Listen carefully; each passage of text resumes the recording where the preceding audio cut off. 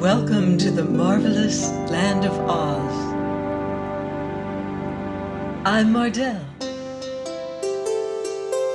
reading Ozma of Oz by L. Frank Baum.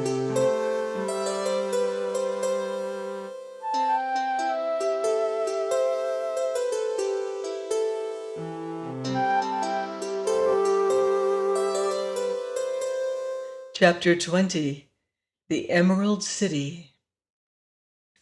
Dorothy decided to accept Ozma's invitation to return with her to the land of Oz. There was no greater chance of her getting home from Ev than from Oz, and the little girl was anxious to see once more the country where she had encountered such wonderful adventures. By this time Uncle Henry would have reached Australia in his ship, and had probably given her up for lost. So he couldn't worry any more than he did if she stayed away from him a while longer. So she would go to Oz. They bade goodbye to the people of Ev, and the king promised Ozma that he would ever be grateful to her and render the land of Oz any service that might lie within his power. And then they approached the edge of the dangerous desert, and Ozma threw down the magic carpet, which at once unrolled far enough for all of them to walk upon it without being crowded. Tik-Tok, claiming to be Dorothy's faithful follower because he belonged to her, had been permitted to join the party, and before they started, the girl wound up his machinery as far as possible, and the copper man stepped off as briskly as any one of them.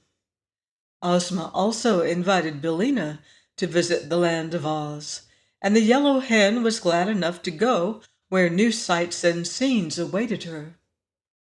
They began the trip across the desert early in the morning, and as they stopped only long enough for Billina to lay her daily egg, before sunset they espied the green slopes and wooded hills of the beautiful land of Oz.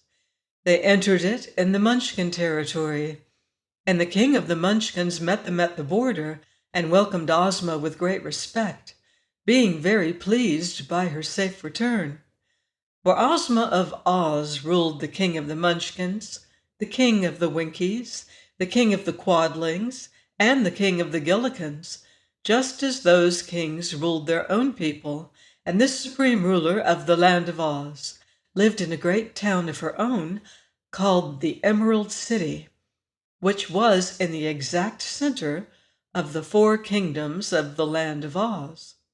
The Munchkin king entertained them at his palace that night, and in the morning they set out for the Emerald City, traveling over a road of yellow brick that led straight to the jewel-studded gates. Everywhere the people turned out to greet their beloved Ozma, and to hail joyfully the Scarecrow, the Tin Woodman, and the Cowardly Lion, who were popular favorites. Dorothy, too, remembered some of the people who had befriended her on the occasion of her first visit to Oz, and they were well pleased to see the little Kansas girl again, and showered her with compliments and good wishes. At one place where they stopped to refresh themselves, Ozma accepted a bowl of milk from the hands of a pretty dairymaid. Then she looked at the girl more closely and exclaimed, "Why, it's Ginger, isn't it?" "Yes, Your Highness," was the reply as Ginger dropped a low curtsy, and Dorothy looked wonderingly at this lively-appearing person who had once assembled an army of women and driven the Scarecrow from the throne of the Emerald City, and even fought a battle with the powerful army of Glinda the Sorceress. "I've married a man who owns 9 cows," said Ginger to Ozma, "and now I'm happy and contented and willing to lead a quiet life and mind my own business." "Where's your husband?" asked Ozma. "He's in the house, nursing a black eye," replied Ginger calmly. "The foolish man would insist upon milking the red cow when I wanted him to milk the white one. But he will know better next time, I am sure." Then the party moved on again, and after crossing a broad river on a ferry and passing many fine farmhouses that were dome-shaped and painted a pretty green color, they came in sight of a large building that was covered with flags and bunting. "I don't remember that building," said Dorothy. "What is it?" "That is the College of Art and Athletic Perfection," replied Ozma. "I had it built quite recently, and the Woggle Bug is its president. It keeps him busy, and the young men who attend the college are no worse off than they were before. You see, in this country are a number of youths who do not like to work, and the college is an excellent place for them." And now they came in sight of the Emerald City, and the people flocked out to greet their lovely ruler. There were several bands, and many officers and officials of the realm, and a crowd of citizens in their holiday attire. Thus the beautiful Ozma was escorted by a brilliant procession to her royal city, and so great was the cheering that she was obliged to constantly bow to the right and left to acknowledge the greetings of her subjects. That evening there was a grand reception in the royal palace, attended by the most important persons of Oz. And Jack Pumpkinhead, who was a little overripe but still active, read an address congratulating Ozma of Oz upon the success of her generous mission to rescue the royal family of a neighboring kingdom.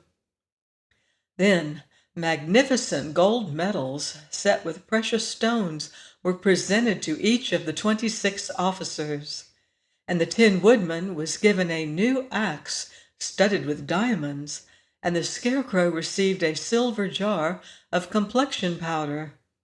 Dorothy was presented with a pretty coronet and made a Princess of Oz, and Tik-Tok received 2 bracelets set with 8 rows of very clear and sparkling emeralds.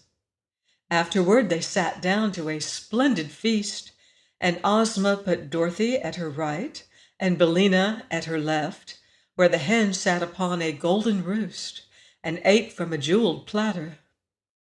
Then were placed the Scarecrow, the Tin Woodman, and Tik-Tok, with baskets of lovely flowers before them, because they did not require food. The 26 officers were at the lower end of the table, and the Lion and Tiger also had seats and were served on golden platters that held half a bushel at one time.